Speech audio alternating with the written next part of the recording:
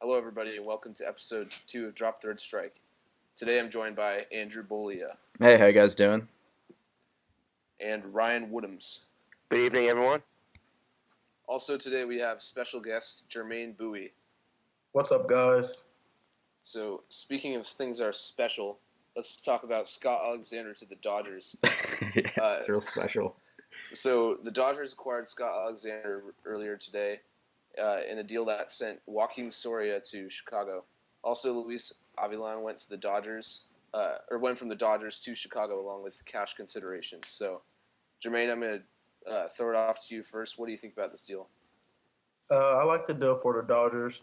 Last year they had Brandon Morrow. He ate a lot of innings for them. Scott Alexander, he's a lefty, and he's really durable, and he pitches a lot of innings too. And he had a 2.48 ERA and 58 games for the Royals last year. I mean, that's pretty good, and that's what you're looking for out of a lefty coming in that bullpen to fit in with Jansen. Yeah, what do you think, Ryan? I like this deal for two parties. I like this deal, actually, the aspect of Joaquin Soria going to the Chicago White Sox. I think that the White Sox are a good fit for him. He had a much better year last year than he had the previous year in Kansas City. Now he has an opportunity on a team with low expectations to prove that was a resurgence for him and not just a flash in the pan year. In addition, he goes to the White Sox where he can act as a veteran presence, especially for some of the young Latino players over there, where you have Ronaldo Lopez, for example.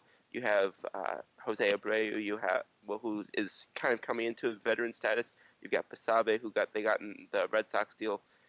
They've got several players. Eloy Jimenez is probably the other big name. They got several players there that I think it's a good culture fit to bring in a veteran like him, who also has success and can also benefit from their situation as well. I think that that's an underrated aspect of this deal that might not get as much attention because of some of the names like Alexander that went elsewhere. Andrew, what do you think? This is unfortunately the biggest deal that's happened this week, and It's so sad.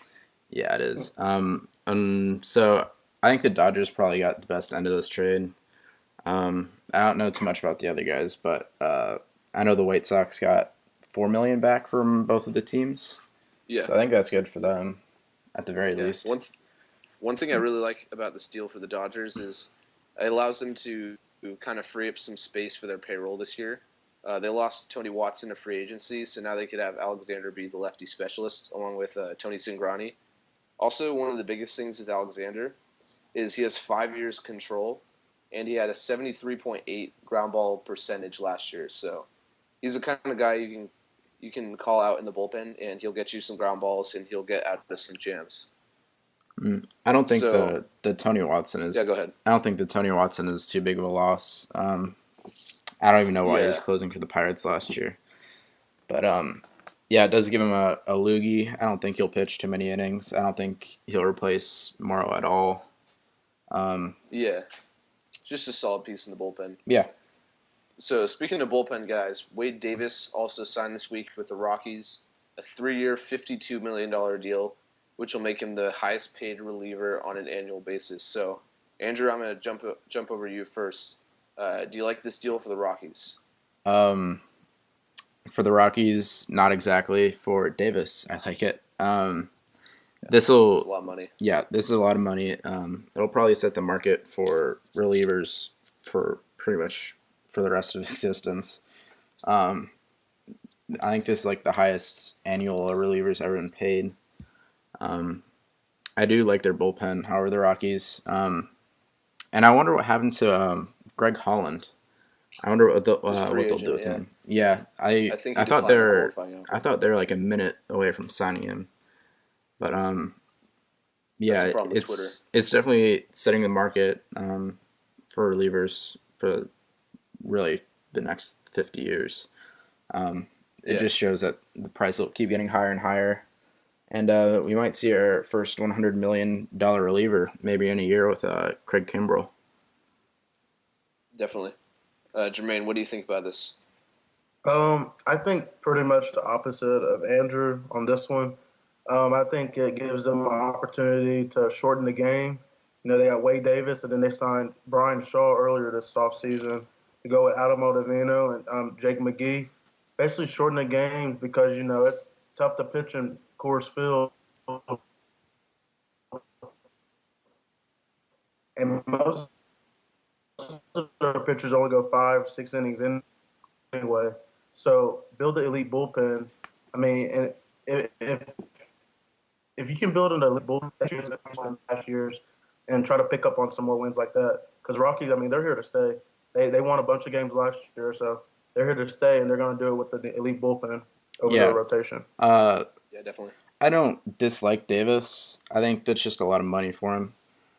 Yeah, especially now that they're going to have to re-sign Arenado and Blackman in a year or so. And I think they're Arenado's going to need all the money they can get. Arenado's going to hit the open market. I don't think there's anything they can do about that. I like how they are. I like how they are trying to make do with their time by signing some people around him. Yeah, I think when you look at the Rockies roster, their pitching kind of came out of nowhere and being kind of average last year when it's been terrible in recent years. Which is good. Good for them. Yeah, I like the signing of Wade Davis because you want to have that good ninth inning arm that you can rely on every game. So, like Jermaine said, it's just shortening the games. Having that good bullpen helps the rotation as well. So one of the biggest rumors on the market is that JT Realmuto and Christian Yelich are being shopped by the Marlins. So, Ryan, I'm going to go to you first. Who do you think are some potential matches for these two? The two teams that have been bandied about most since it became clear that they were also available in the next line of the kind of change of guard going on in Miami are Atlanta and Washington, and I think the best fit as of right now is probably the Atlanta Braves. I think that some teams, especially the new age front offices, i.e. pretty much every front office that I've heard of other than Baltimore, is willing to trade these talented players within the division as long as they get if it means they can get the top talent back. And I see that package coupled with Atlanta, which I think is the second best farm system in baseball. I think that that's a golden opportunity for the Angels to add some more young blood, but major league ready young blood, as opposed to the prospects that they've gambled on in many cases. And then you have, from the Marlins side, they have the opportunity to move these guys and get a very strong package of prospects from that farm system to the point where they can really pick and choose who they want, and they can kind of hopefully try and regain some of the morale that was potentially lost by moving players such as Stanton and Ozuna. Yeah, I think I'm going to disagree a little bit with that because I think going on to what you're saying about how they want the best package, I think San Diego actually might be a fit. Also Atlanta. But San Diego has, if they do not sign Eric Hosmer, which we might get into a little later, they basically have a spot in left field open. So I think maybe getting Christian Yelich, it'll improve their defense. It'll give them that middle of the order bat. And he's much cheaper than Hosmer as far as money. For Yelich and Realmuto, I think those guys, if they don't do anything prospect-wise with them, their window, it's like it gets moved like 5 years back. I'm gonna watch what they get very closely. I do not think Derek Jeter should be involved at all. He has a high school education, never been to college. I don't think he knows anything about business. I don't even know how his Project Wolverine, how is he expecting the audience to, why would people come to see a worser team? It just doesn't make sense to me. Yeah. But for suitors, yeah, I have to agree with Ryan. The Braves are very strong. Also, the Red Sox, if they could put something together with potentially Chavis or Groom, they could potentially get him. Realmuto. Yelich, yeah, I like the Braves fit for Yelich. They obviously have a lot to move. Both spots really. Yeah. Andrew, can I jump back in for a second to respond to something you said? Mm-hmm. I just have a question. Do you think, looking at what you just said about Jeter and the Braves, what would you do you consider like people like Jed Lowry? What do you consider him as a major league player? How do you see him as a player in the major leagues, Jed Lowry? Jed Lowry? Yes. I'll explain why in a second. He's The athletics guy, or Yes. he's probably a replacement guy, or pretty close to being a replacement.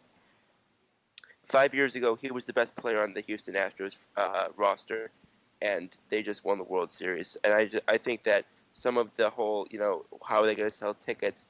I think that that's sort of an argument that I look at and say that's kind of what teams are having to do now is go all the way back up. Obviously, whether Jeter can do that or not is yet to be determined. But I think he's getting within the first 2 months of the job a lot of, sort of saying, well, he's tearing it all down. But some of the most successful teams these days, the Cubs, the Astros, and among others, that's what they've been doing, and it's gotten them so far on track record more often than not. Pretty good results for their fans. Yeah, there's another thing I don't like about Project Wolverine is it comes off as them decreasing budget for investors. They're saying by decreasing our budget, we'll get you money, but they need to spend money to get money. I just don't understand with the Astros. You mentioned the Astros. Did their attendance spike or did it fall when they were doing poorly? When they lost like 111 games, it probably fell. They probably weren't making too much money, and this World Series brought them a lot of money. And I think that's how you should go about it as Jeter. Try and put the best team out there. Obviously, they can't do that right now because they traded away Stanton and Ozuna. But yeah, I just don't see how their attendance will come up. Yeah, the way I see it, it's just like you're looking at two boats in the water. One of them is beat up and terrible, and the other one's really luxurious, and it looks like it's going to be a good one to go on. You're going to go on the one that you want that looks good. You're not just going to jump on the terrible boat and see what happens. So I think if adding on to what you said, I don't know if that's a good analogy or not, but if you want to have success and revenue and fans, you have to put investments into the team and make sure that they're good in the first place. And this is definitely an unpopular move to start a franchise. Yeah, definitely.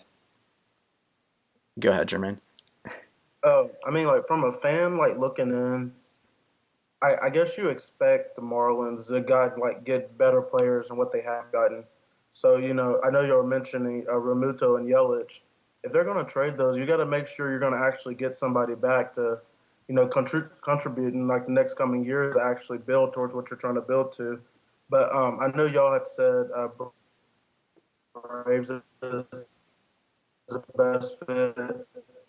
I like the outfield with Delmonico and who else? Avisail Garcia. And you signed a third baseman, maybe not this offseason, but next offseason. And you add Realmuto to the catching plans.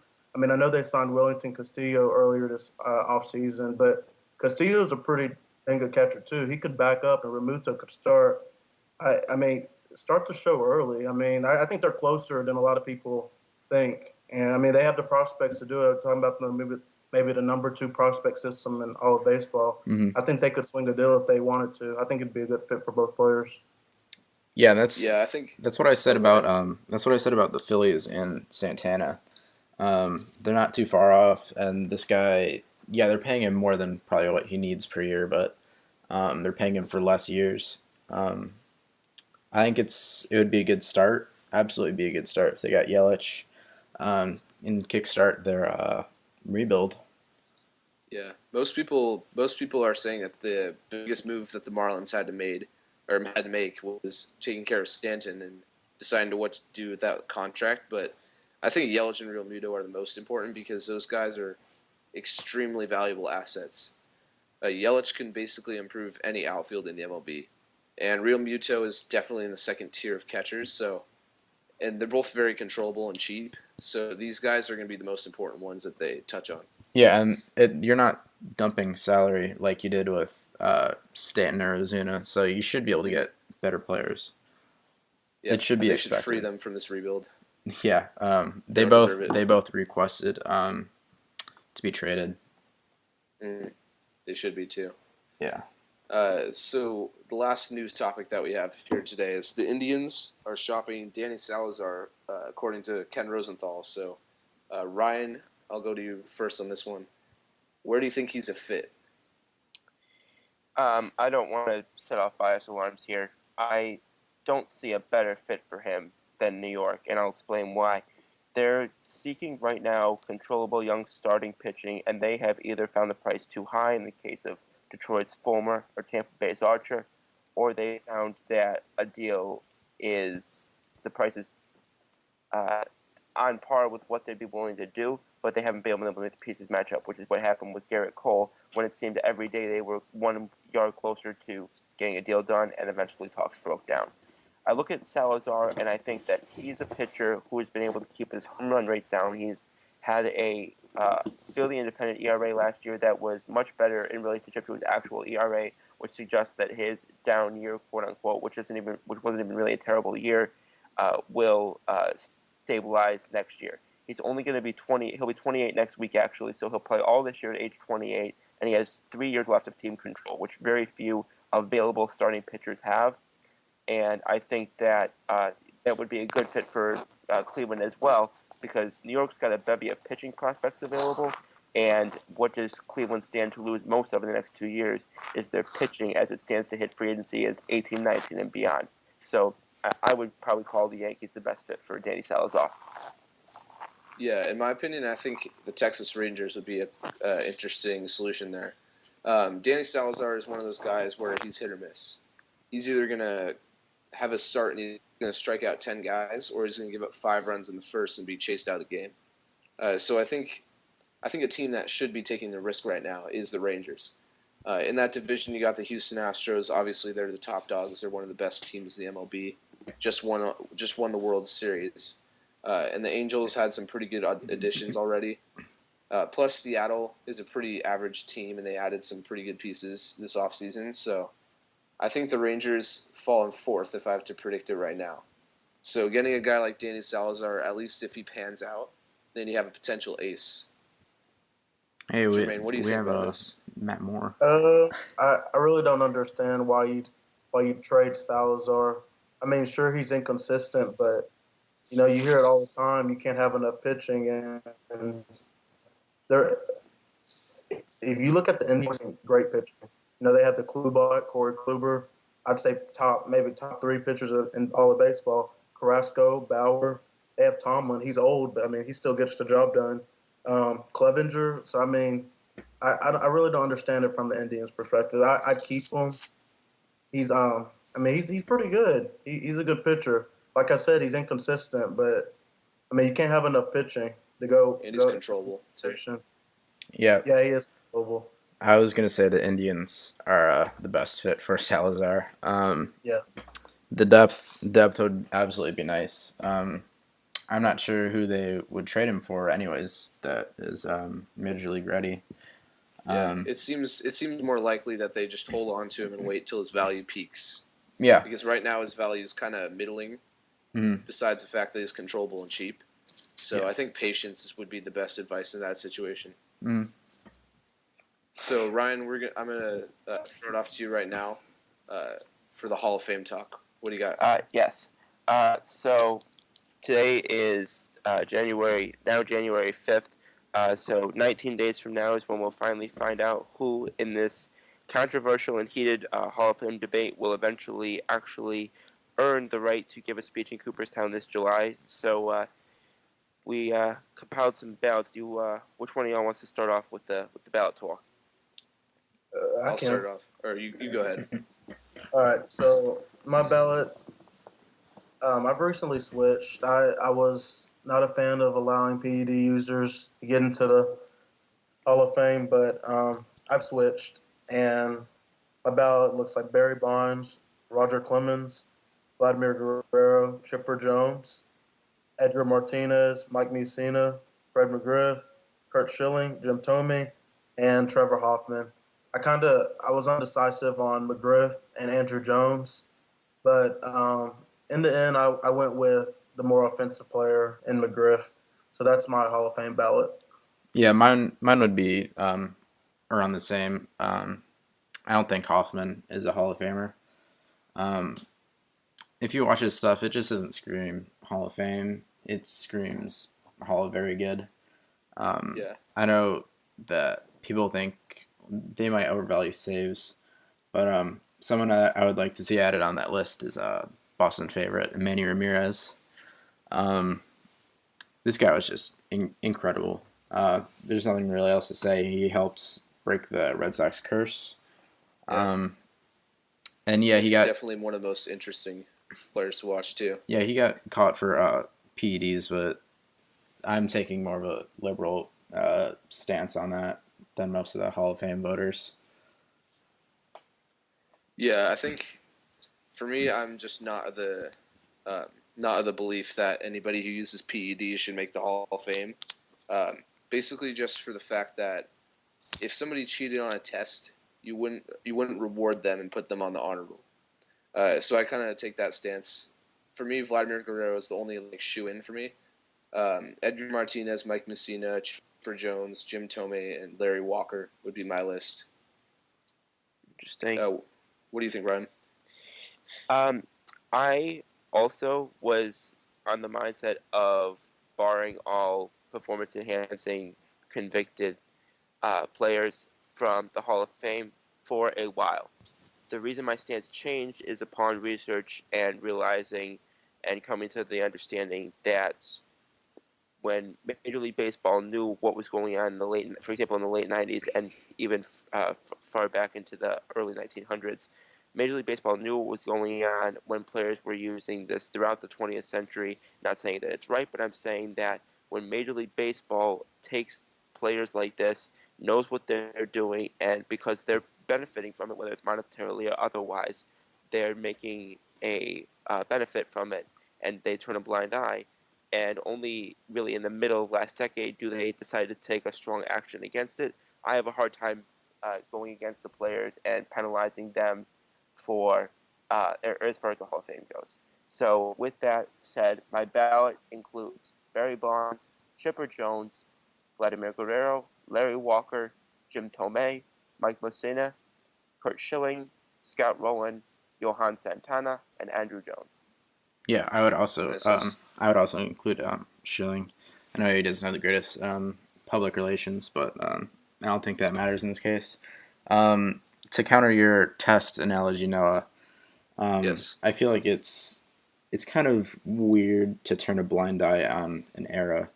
I would think of it as, say, a test, someone who cheated, but they were at the top of the curve. That's how I would see it. They were the best of the best in that era. Yeah, I guess if you try to put everything in a vacuum and say if they didn't take PEDs, they would have been just as good, then maybe you can make that argument. I'm just not of that belief. Not saying it's wrong or anything. Yeah, and a lot of people who take PEDs nowadays, they're just trying to secure money for their families. In a lot of cases, when you see minor leaguers, they're just trying to make, especially international, they're just trying to make money for their families. I don't blame. You can tune in next week for Drop Third Strike Conspiracies with Andrew Boulia. Albert Pujols is not 37. All right, let's not get into this right now. We'll see it on another episode. So Ryan, what do you? How about you intro us into off-season winners and losers? Yeah. So we looked at some of the different teams that have been involved, but either active or inactive this offseason. And Noah, why don't you start us off? Who do you think are a couple of the biggest winners and losers so far this offseason, as slow as it has been? So I'm going to give the most cliche answer for the first one. I think the Miami Marlins are huge losers so far. Yeah. The Stanton situation, I feel like they could have done better, and they still haven't flipped Starlin Castro, which does not make sense at all to me, especially since he has some pretty good value. I forgot they had him. But also, the Ozuna trade was just mind-bogglingly bad for me. They they got Sandy Alcantara, who's a pretty good piece, but none of the other guys really pop out. Yeah, I'm not a fan and of when him. you're trading controllable and you had MVP numbers, that's just not the way to go. Yeah, and that wasn't a. I think we talked about this in the first episode that that Ozuna trade wasn't a salary dump. That was a we are rebuilding trade. Yeah.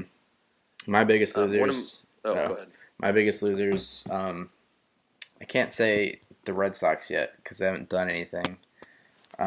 They're on the verge of getting there. But right now, they're just in a stare down. Dombrowski and JD. Yeah, exactly. My biggest losers right now are the Indians. They lost Joe Smith, Carlos Santana, Shaw. And those are contenders. That's the team that you don't want to lose pieces, and they have. So I think the Indians are my biggest losers from a competitive standpoint. I'm going to throw in one more loser here, and I'm going to say the Texas Rangers. Mainly it's just because they haven't made one big move that could propel them into that race. I mentioned it earlier with the potentially getting Danny Salazar. They got Matt Moore, Doug Fister, and one other guy, I believe. Either way, like their pitching rotation, which was really poor last season, hasn't really gotten much better. So I think if they can make that one move, maybe getting Lorenzo Cain, maybe acquiring Danny Salazar, like we talked about earlier. So do you think they need do you think they need an Arrieta or a Darvish since you're on the topic of rotation? Possibly. I mean, you look at the division, Houston Astros are way up there. But once you get to the wild card race, the Angels are not a shoo-in. They had a pretty good offseason, and I'll get to that later for sure. And the Mariners had a pretty good offseason, but those teams are definitely reachable in the wild card race. So I think they're just a loser for what they haven't done. Mm. I agree with you. No, Rangers, they're losers. I mean, their pitching's bad, and I know they made those two additions, but it's still bad. Matt Moore's so inconsistent. He's playing out terrible to me. He needs to find it. I mean, it's been forever. He's still so bad. Fister's okay. He can have his outings, but sometimes he looks plain old terrible too. But if you think about it, there's so many losers. You got the Rangers. I must say the Mets also. You just keep waiting around for them to do something, and they don't. It's almost like they just stay satisfied every offseason. They just need to be healthy. A lot, but I mean, they just need to stay healthy. That's one thing, and then I'll get to my winners and back to my losers. You can put the Red Sox there for me. They need to do something. They haven't done it yet, and I'm just kind of getting impatient, just like all of Red Sox Nation. But to my winners, I'm going to go ahead and say Angels and Yankees. I really couldn't find a number one, but Angels, I like what they did. They, you look at their offseason plan, and they upgraded everywhere they needed to. They got Kinsler. He's a great second baseman, good defensively and offensively. They have Simmons, a top shortstop, third base. They signed Zach Costart. They have a pretty good outfield, too. Mike Trout, Justin Upton, Cole Calhoun. To me, Cole Calhoun is still underrated. He's pretty good if you look at his numbers. Catchers, I mean, they have so much offense now. You don't really look for Maldonado to break out, at offense. He's great at defense. He's there. And, on top of that, they got Shohei Ohtani. And their pitching, they just need to stay healthy. Which is Ohtani already doesn't look. And another winner, the Yankees. Get the NL MVP to a team that already has a great offense, great pitching. I mean, you keep saying they're trying to get Cole and, other aces. Their pitching is pretty good as it is. If they stay healthy and they can pitch consistently to go with that good offense, that's a pretty good team. And as a Red Sox fan, I am scared. All those homers are going to be hidden. Judge and Stanton, you still need to see them do it, though. But they look pretty good on paper. I'm just scared as a Red Sox fan. And they have top 3 farm system MLB. Brian Cashman, great GM. He's doing everything. I don't know. Yankees are set up for a while. On the topic of Yankees Red Sox, I do think the Red Sox are losers if they sign JD Martinez for more than $200 million. Yeah. Yeah. The Red Sox are facing a lot of positive regression in players like Bogarts and Betts. I think Betts got just super unlucky with the batted balls in play. The pop-up thing is a little bit scary, but Oh yeah. yeah, you should No. see a lot of positive regression from the Red Sox, especially with Devers being up the whole year and Benintendi a full year in the season. He got his feet wet in the majors. I think the Yankees are facing a lot of negative regression. I don't think Didi's value will ever be any higher. I don't think Judge's value will ever be any higher. We'll see about Severino. I like Severino. I should have kept him in. It's nasty. Yeah, I should have kept him in our fantasy league. But yeah, the Yankees are facing a lot of negative regression compared to the Red Sox. One thing I wanted to throw in real quick is the Rangers pitcher that I was blanking on was Mike Minor, which again it's okay. He's a good reliever. He's an okay starter. I don't think it's something that makes the Rangers much better than they were last year. It's a high reward. It's a high reward at a minor risk. Oh, God. Oh, Ryan, no. why do you look so smug? Fly over to New York and. So I'm going to throw in my two winners right now.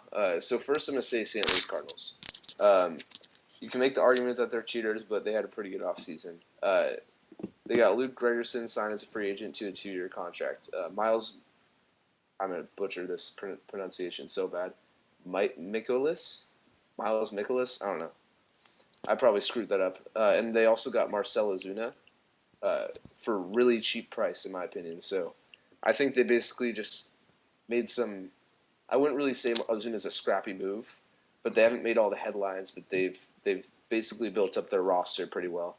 And then I'm going to go off what Jermaine said. Yeah, the Angels. I gotta say the Angels are a winner of the offseason. They got Shohei Ohtani, who shores up the rotation and the offense, and then you throw in guys like Zach Kozar, Ian Kinsler. The only thing that concerns me is Albert Pujols at first, and whether or not they'll stay healthy throughout the season. But the Angels, they've made way more moves than any other team in the major leagues. And they've basically filled every hole. They definitely stole Cozart on the contract front. Yeah, it was really cheap. I was surprised. So now we did a 2018 mock draft. Where our placements. We did a regular draft and a dynasty draft. So I guess we'll start with Noah. What's your ideal placement for these players for 16-team leagues? I'm gonna go Angels again. I'm sorry, Mike Trout number 1. I think it's pretty obvious for everybody. Yeah, whoever didn't pick Trout number. Yeah, Trout? Whoever didn't pick Trout number 1 is kicked off the show. So then I'm gonna go Jose Altuve for number 2, Paul Goldschmidt 3, Nolan Arenado 4, and then this one's gonna be a little controversial, but I'm gonna go Charlie Blackmon 5, and then Harper 6, and then number 7 Kershaw, followed by Betts, Correa, Scherzer, Bryant, Turner, Votto, Stanton, Sale, and Freeman for current. Yeah, I'm gonna try and stay as far away as I can from Blackmon. I don't think he could repeat next year. I think as long as he's at Coors, he should be fine. If the stolen bases go down, a lot of his value goes down. He hit career highs in pretty much every category. If you saw what he did at Coors, I think he almost hit like 400. Yeah, it's crazy.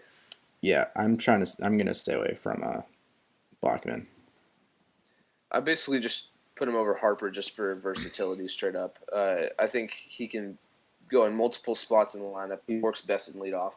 Also, he could steal some bags, hit some home runs, score runs, RBIs. He can do everything.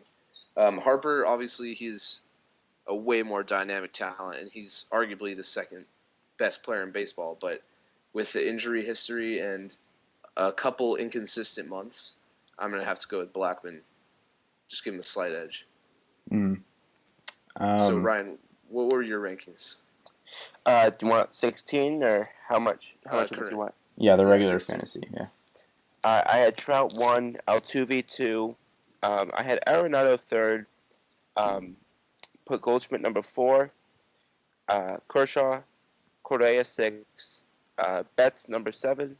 Oh my gosh, where's Harper? Number 8, I had Charlie Blackmon. Number 9, Max Scherzer, who I honestly originally had earlier, but I thought that I had a couple of hitters who should be ahead of him. But I think pitching is very important, obviously, in certain fantasy leagues more than others. Chris Bryant, I love his versatility. He's number 10. Same with Turner, who I have at 11, and you got Chris Sale right underneath there. Number 13, the new slugger in the AL East, you have Giancarlo Stanton. 14, we have Joey. I'm appalled. I'm sorry. 14, you have Joey Votto. 15, you have Nationals outfielder Bryce Harper. Wow. And Oh my gosh. And 16, I was between Manny Machado because I think the Orioles are the biggest loser this offseason, and I'm not sure if he has a lot of value, as much value there as he would elsewhere. I was between him or Freddie Freeman. I think they're in similar situations where they are very valuable players playing on teams that don't really have a lot of value in 2018. Yeah, Ryan, I have something to ask you real quick. Yeah. I don't think we got to winners and losers of the offseason real quick. Rapid Oh, fire. Yeah, as I was saying, Baltimore with Manny Machado, I think is the biggest loser in the offseason. They missed a big opportunity to move Manny Machado to another franchise with a year of control left, where he could have built a foundation somewhere else and had more than 2 months to make a new home somewhere else and give that team the kind of the in to sign him back. And then you have you look at what happened with Zach Britton, him going down.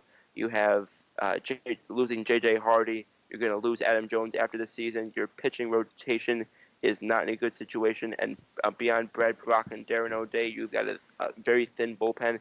And to top it all off, the minor league system is beyond 2 guys, really not very impactful. I think that Baltimore missed a major opportunity there, and if they don't act on it in the next 6 weeks, I think that they could be what we figured last year, all last season, what we feared for the Kansas City Royals could very well be happening in Baltimore as well. Yeah, with Machado, I think his value is just so incredibly low. You might as well just try and compete with the Orioles. I think you might get one top 100 prospect back. I don't think you're getting any sort of Chris Sale return at all. I don't know. I don't think it's a year of I control. Guess the 1 year cloud kind of messes it up. I did like the White Sox fit if they can actually sign him again, but I don't know the chances of that. So I'm just gonna take a second and send my condolences to the comment section. Is Harper at 15? Yeah, What's your reasoning? Can you there, explain Ryan? why you hate Bryce Harper? I don't hate Bryce Harper. I have a lot of issues looking at what he has. The 2015, he had that legendary historic season in 15, and between his injury at the end of last season, between his lack of ability to sustain three to four, above 4 WAR production when he was not in that midst of that season, he is so talked about because of that legendary season. And I think I looked at other players, and it wasn't so much of I think Harper's number 15. Just looking at him, I look at him and say he's the number 15 player. I look at these other players like Votto, Stanton in that lineup, people like Clayton Kershaw, and pitchers like Scherzer and Sale. I look at these players and I'm like, does Harper really beat any of these people out? Can I know that he's going to be more valuable to me in 2018 alone than one of these other players would be? And I think the answer to that question is no. Jermaine, what do you think about this? I agree with Ryan to an extent, but still 15 is I don't like that ranking, but let's see him do it again. He always gets the fame because of that one season, but I don't know, the potential, it's always there. He needs to stay healthy, always having injuries. He needs, just repeat it, have another season like that or so. I had him at 7. It's not 15. To me, he's anywhere to 5, the 8 range. Because injuries are a question. He needs to put it together and actually be consistent over many seasons, not just have one standout season. It's like we're struggling to figure out what kind of numbers Harper's going to put up consistently. If he starts to do that, I can evaluate the talent a little bit more from what we're seeing. Yeah, I think one example of that, the extreme differences is when I went to the Nationals ballpark this summer. I saw Bryce Harper play, and he could not hit the ball at the infield. And then the next game, he hit 2 home runs. So it's that kind of thing where he is probably the most dynamic talent in baseball, and I'd still say he's a top 6 talent for sure. If you look right at now, if I'm drafting, he might be the second best player in baseball if he's healthy and he's effective. if you look at what Donaldson said about hitting, I like what he said about hitting. He did an ESPN or a TV interview. He said, you're not being paid to hit ground balls to get into outs. You're getting paid to hit doubles, triples, home runs. I think Harper can do that. I mean, he's only put up less than 4 F4 twice in his career, and that was during 2016 when he still had 3.5 WAR. So he was still like a $25 million player that year. He's not even in his prime yet. I think he's 24. He's primed for a $500 million contract, and I would give it to him. I think he has a lot in the tank. He's very young. I think he's a Hall of Famer. Honestly, I'm just gonna throw that out there.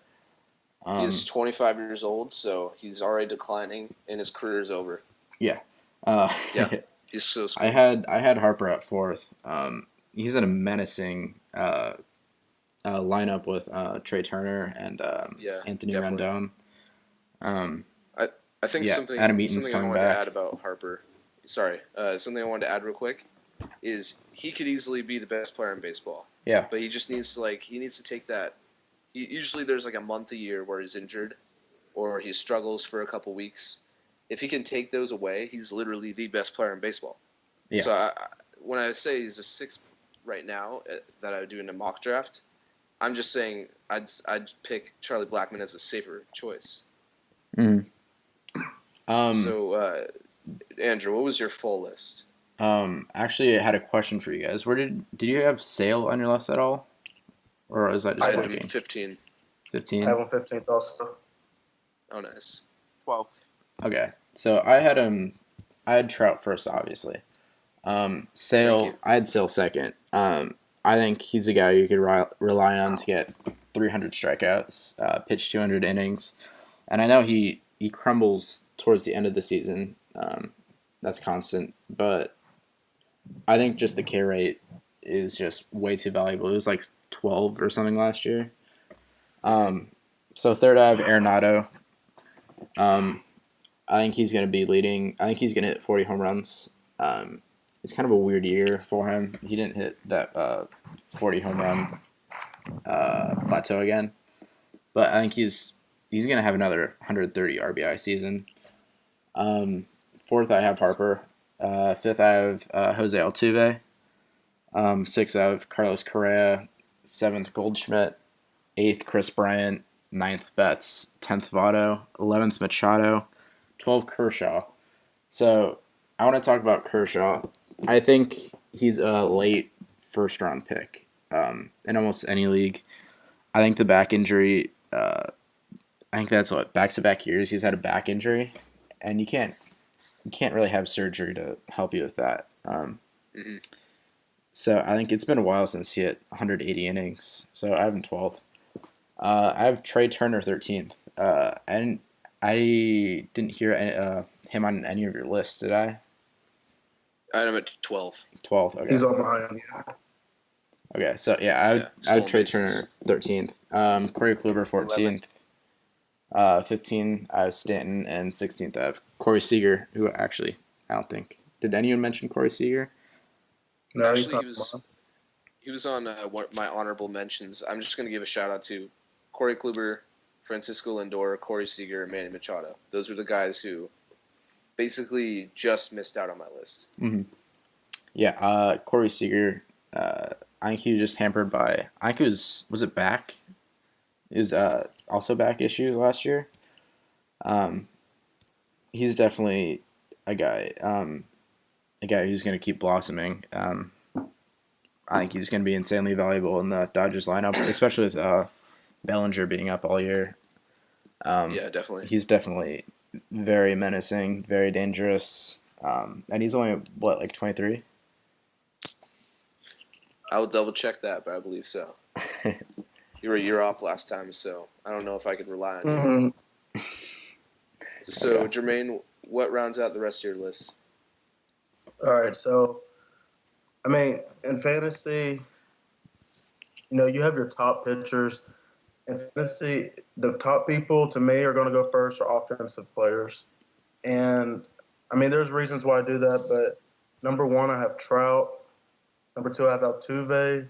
Three, I have Goldschmidt. Four, I have Arenado. Fifth, I have Kershaw. It may be a little high to take him just because there's so many offensive players. It just kind of depends what your league is valuing more. You're going to give more points to the homers, strikeouts, or anything like that. That's why I have no problem with Andrew putting Sale number two, because if you're giving strikeouts that many points and you have Sale that's going to guarantee you, or pretty much close to guarantee you 300 strikeouts, he's going to be one of your most high-scoring guys. But sixth, I have Bryant. Seventh, I have Harper. Eighth, I have Carlos Correa. Nine, I have Scherzer. Ace in my top 10. But Scherzer and Kershaw, like I said, the strikeouts are going to be there. You're going to get a bunch of points for them. 10th, I have Betts. I know we recently had a colleague, Andrew McClintock, right, that Betts is a bust in fantasy. I don't see that. I don't see how you could really say that. He literally does everything. I guess maybe watch him play every single game like I did. Base running, it's there. Defense, it's there. He's good on offense. Sure, he had a down season, but he still hit 20-something home runs. And, there's just so much more. I don't know if he's going to repeat his, previous season. But, the package is there. He does so many things. You just got to watch him play every day. The only thing that I can't stand about him is the pop-up. They drive me crazy. With the bases loaded pop-ups. 11th, I have Blackman. He myself in fantasy this past year. Blackman, man, who cares if he plays at Coors? He's, producing numbers. We're talking about fantasy, right? Get the players you're going to produce numbers. And Blackman, he was doing it day in and day out. 12th, I have Votto. 13th, I have Freeman. That's pretty much a toss-up. You hear people say Votto, hit the ball more homers and everything. I think you could say he's the best hitter in baseball. Great eye, doesn't strike out. He does everything. That's what you're looking for in a hitter. Good eye at the plate, good tunnel vision, like seeing the baseball. And then 14th, I have Stanton. I think his numbers are going to go up in Yankee Stadium.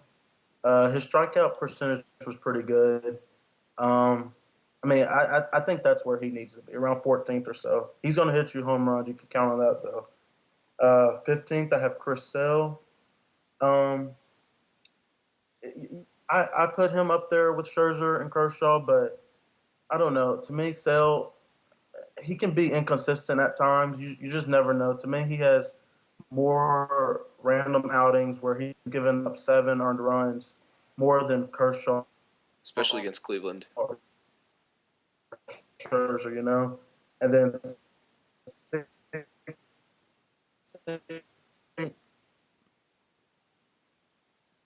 A bit of audio issues. So to talk about bets for a second. Yeah. To talk about Sorry, but you're lagging. We have some technical issues. Yeah.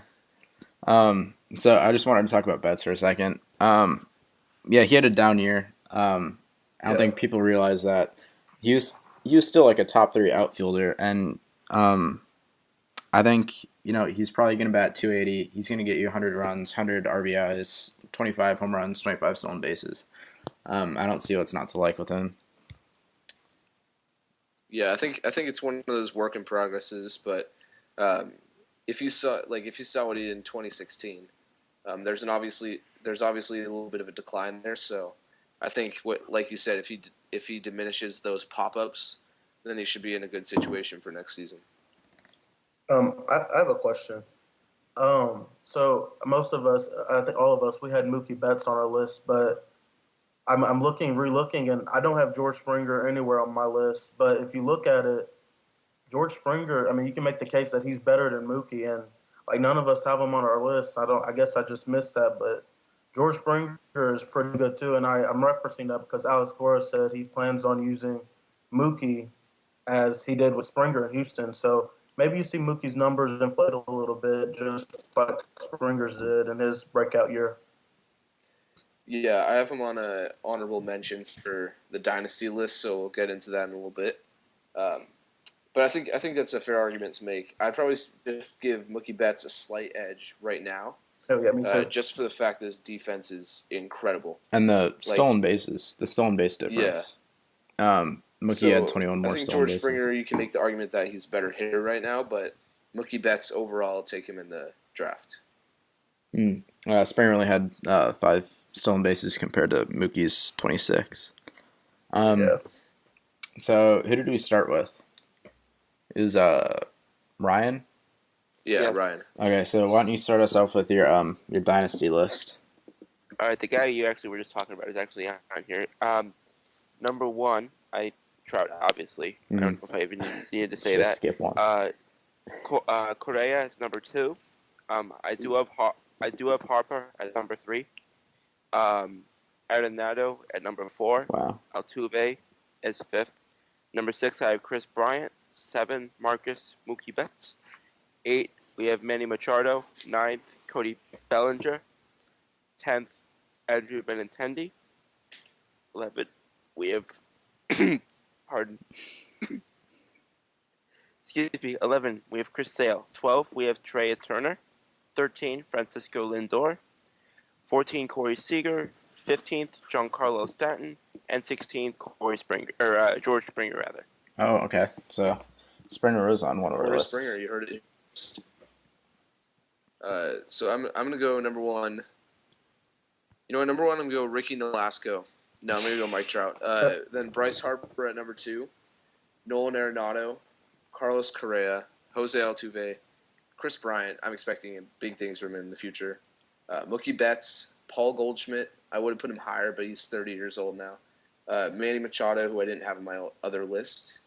Same with Francisco Lindor.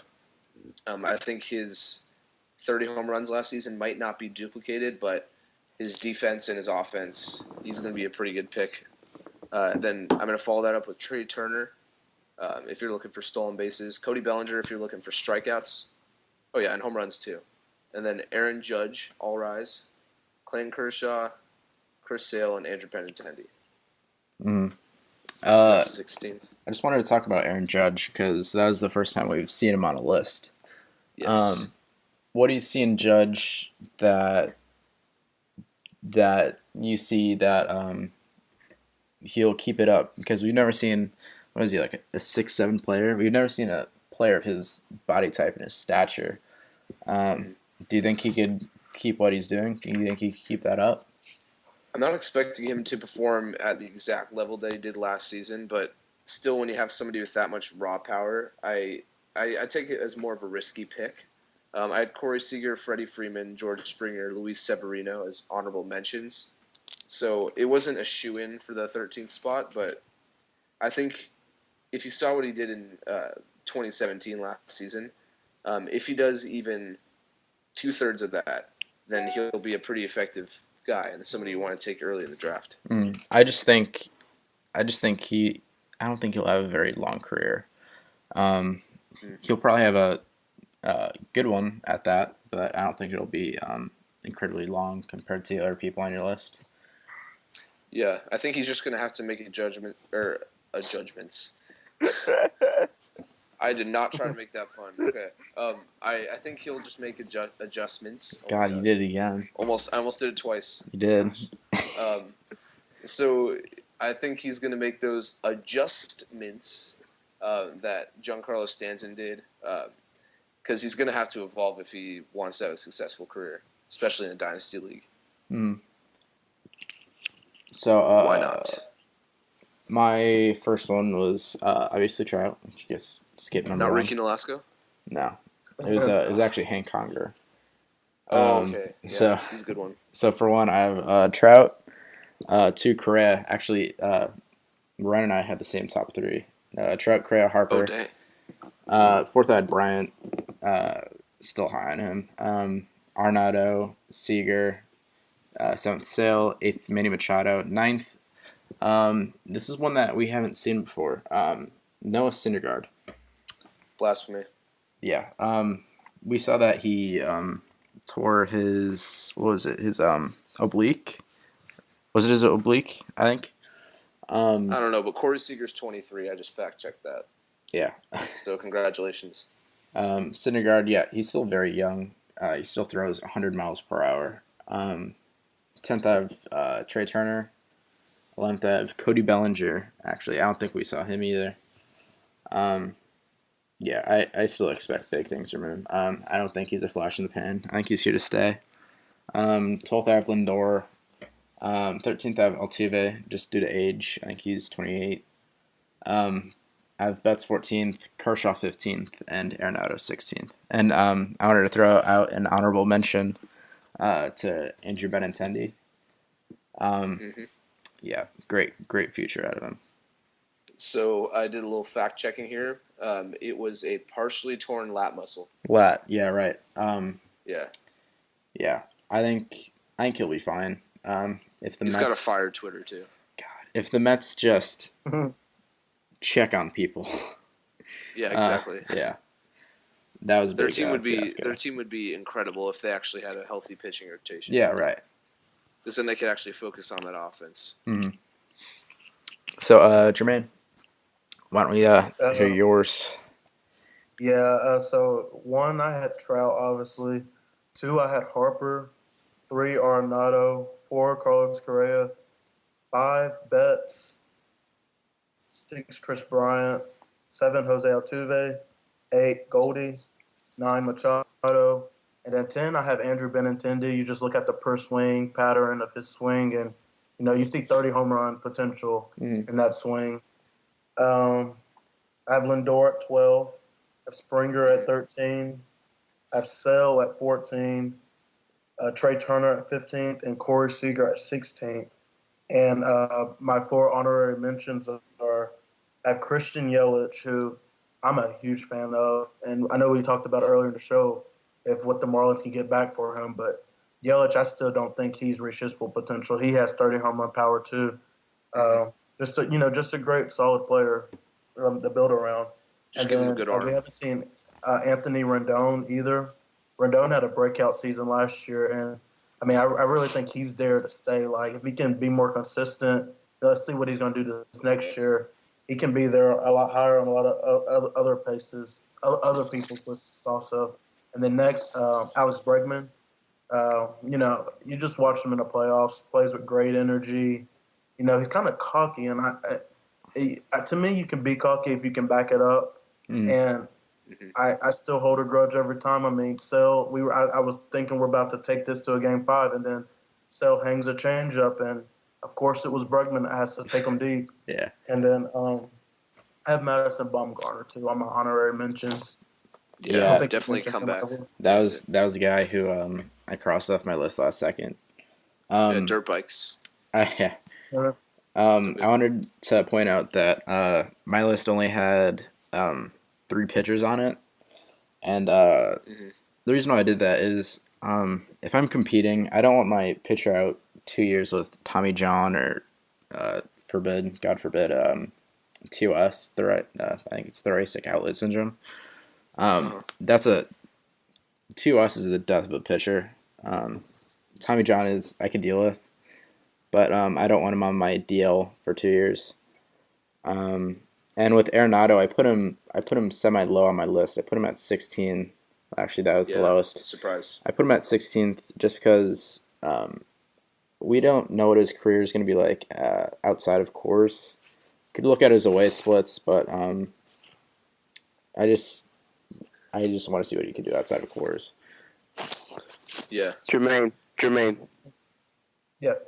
It's not Chris's fault that there were home runs for sale in October. Oh my gosh. I don't know. I'm still so mad about that series. Bregman and then freaking Josh Reddick, who couldn't touch anything in the World Series. he had that base hit off of Kimbrel to give. I was really thinking the Red Sox were going to come back and make it to the ALCS. I still think that would have been great to see Yankees versus Red Sox, but I don't know. Just so many unfortunate events happen. Reddick and Bregman, you almost never see Sale shake off, but yeah, he didn't shake off, and Vasquez.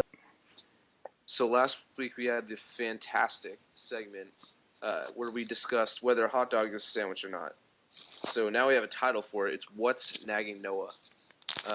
So here's the philosophical question that you guys are going to answer for me. In Monsters, Inc., when Mike Wazowski, who has one eye, closes his eyes, is he winking or is he blinking? I don't see how you can't be blinking. All right, explain. Blinking or closing 100% of your eye. Your eyes. Mm-hmm. That's what you're doing when you wink. When you're a Cyclops. I think you just, if you're Mike Wazowski, number one, your life sucks because you have one eye. But also, if you do close perception. It is blinking, because in order to wink, one eye has to be open and one eye has to be closed. It's science. He doesn't even have that option either. So yeah. He's blinking. He's lacking versatility. He's definitely blinking when he's in that situation. If I think of winking at somebody or somebody winking, I think of there's usually a message behind it, like they're trying to convey something, as opposed to just be a natural impulse. Before we end the show, I wanted to talk about Jermaine was talking about the Red Sox and Yankees, or the Red Sox and Astros. I was kind of upset that they didn't give the Red Sox and the Astros prime time. We saw the Astros go ahead and win the World Series. And we saw the Yankees, Indians play a great series, but I just wasn't sure how they decided who got prime time. I was kind of upset with that because that was during school for me. I had classes. Maybe we'll tackle this in conspiracies. Yeah. Yeah. It'll have to happen sometime. Yeah. So, Andrew, take us to the promised land. So that'll wrap up our show. Noah, can you plug our Twitter real quick? I think it's at Drop Third Strike. 01. No, you're plugging your own Twitter. It's at Drop Third Strike. Yeah, I just plugged it. Sorry. At Drop Third Strike. Yeah. 3RD. Mm-hmm. And go there for updates. And we hope to see you there. You could tweet us things that you'd like to see talked about on the podcast. And answer What's Nagging Noah. Yeah, answer What's Nagging Noah. And we'll see you guys later. Here with the scoop. All right. And one last thing, I'd like to give a shout out to my brother Joe Lyons for editing our videos now. So hopefully we can get the audio issues figured out. So we will see you next week. Thank you for tuning in to Drop Third Strike.